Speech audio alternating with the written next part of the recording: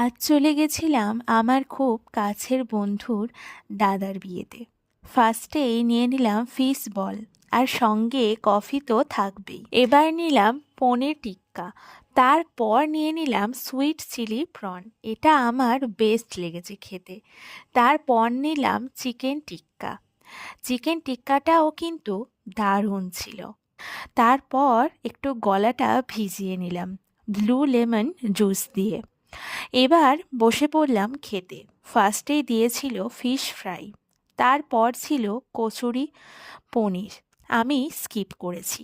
এবার আসি মেনুতে। সঙ্গে ছিল ভেটকি পাতুরি, আমি নিয়েছিলাম দুটো। তারপর চিংড়ির মালাইকারি, আর মাটনটা তো জাস্ট দারুণ ছিল। আর মাটন কার না ফেভারিট। তারপর ছিল চাটনি, পাঁপড়, মিষ্টি, আর স্টার্টারে ছিল আইসক্রিম আর পান।